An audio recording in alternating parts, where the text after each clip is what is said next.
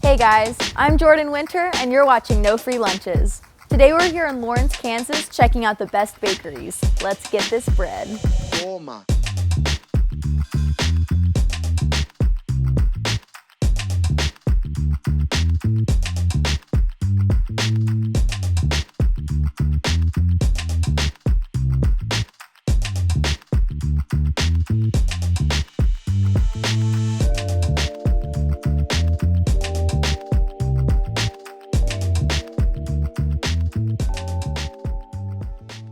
We're here at 1900 Barker, just south of the roundabout on 19th and Barker, in the old bungalow laundromat.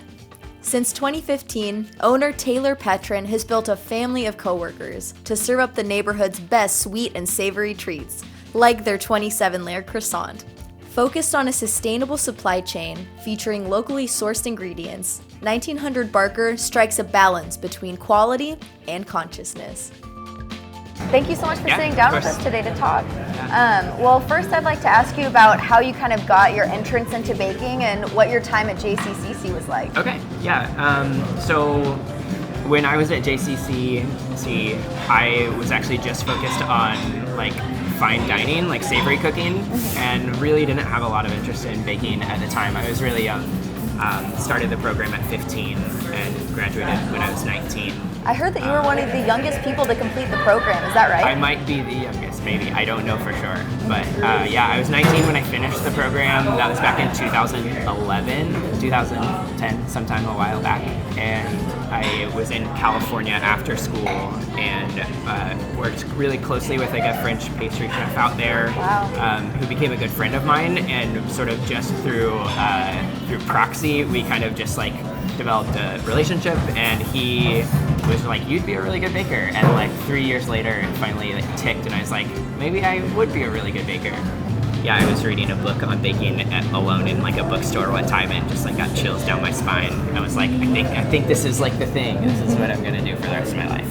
That's awesome. Yeah. What a cool origin story. Yeah. And from there, it's just like a lot of practice, a lot of like just obsessive, like compulsive, like studying and learning and like finding good people to learn from.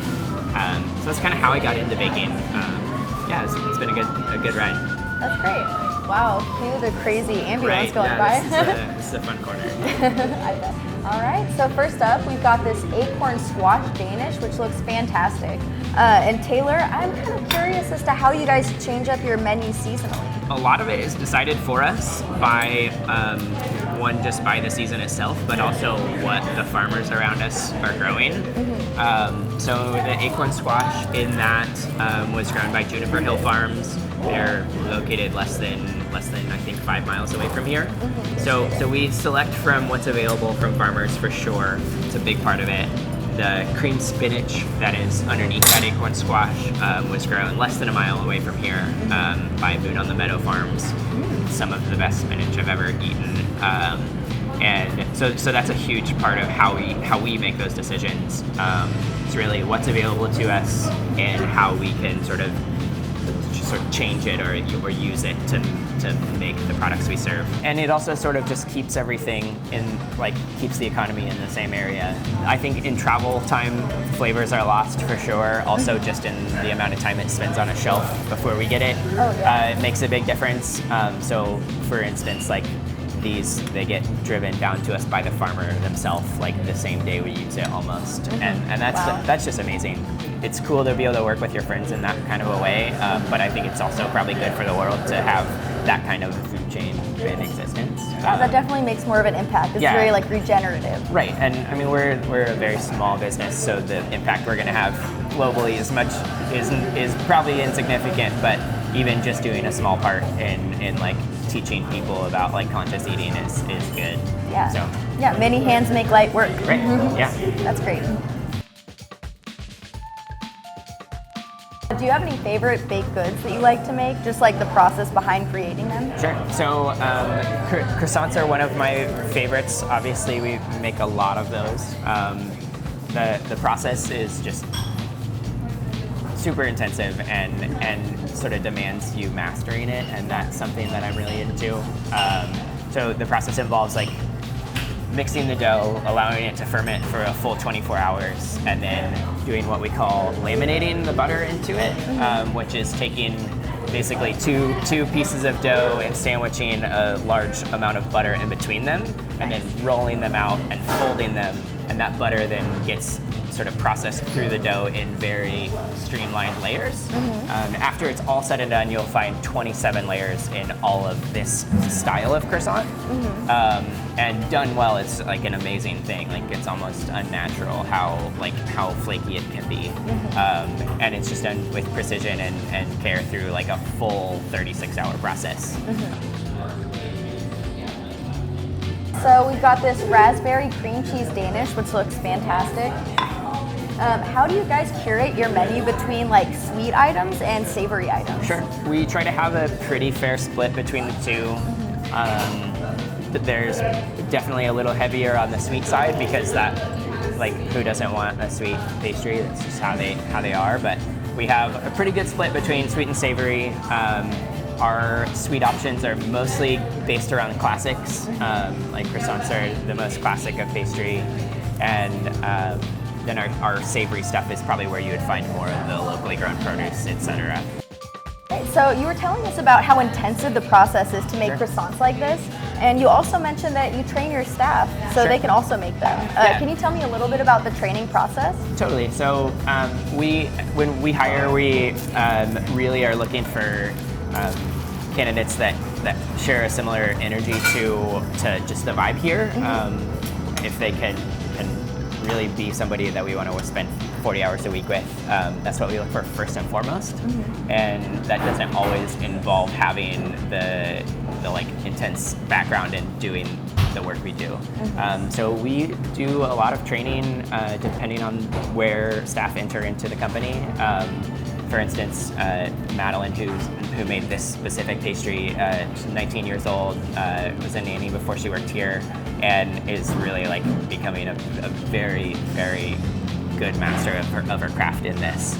And the amazing thing is that like our customers get to watch that happen as well, with the open kitchen and like the process being so exposed to this side of the bar. It makes it so that people get to watch the learning process happen as well, which is almost like it's like watching a Food Network show just in your neighborhood bakery. And like we teach customers the process as well as we're making them if they stick around long enough.